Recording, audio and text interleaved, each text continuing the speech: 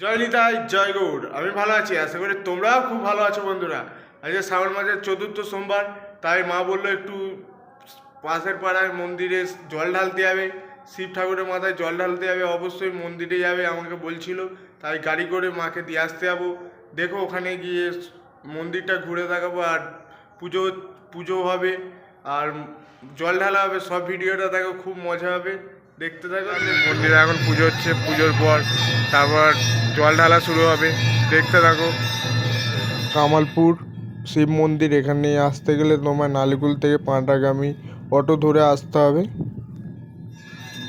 পুজো হচ্ছে এখন, দেখো সবাই দাঁড়িয়ে আছে।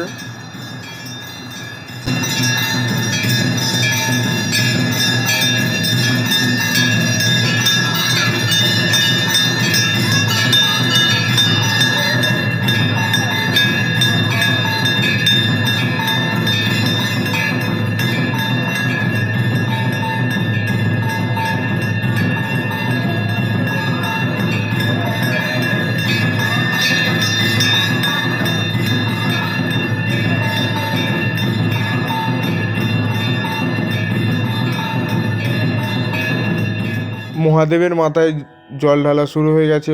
বোন, কাকিমা, বৌদিরা জল ঢালছে, এরপর মা জল ঢালবে। আমি বাইরে থেকে ভিডিওগুলো করছিলাম, দেখতে পাচ্ছ মোটামুটি ভিড় হয়েছে, সবাই ওয়েট করছে মহাদেবের মাথায় জল ঢালবে বলে। আর আগের সপ্তাহে তোমরা দেখতে পেয়েছো আমি তারকেশ্বর জল ঢালতে গেছিলাম, খুব মজা হয়েছে, খুব কষ্ট হয়েছে, হেঁটে গেছিলাম মহাদেবের মাথায় জল ঢালতে। হার হার মহাদেব, সবাইয়ের মনোবাঞ্ছনা পূরণ করো। আর সবাই মালা পরাচ্ছে মহাদেবকে, আর ঠাকুরকে ডাকছে। আমিও জানি মহাদেব খুব জাগ্রত, ভক্তদের ডাকে সারা তিনি দেবেই। আর কিছু বলছি না, তোমরা দেখো।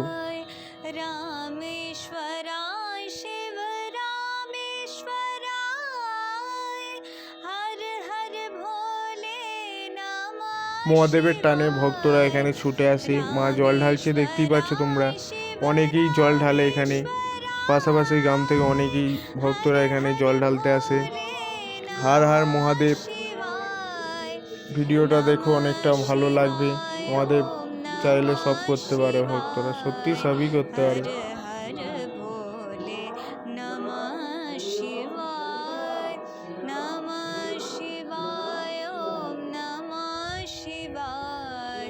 हर हर भोले नमः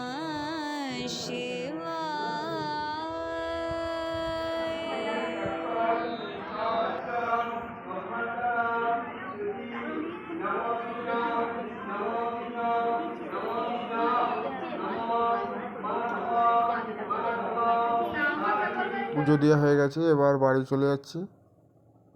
বাই।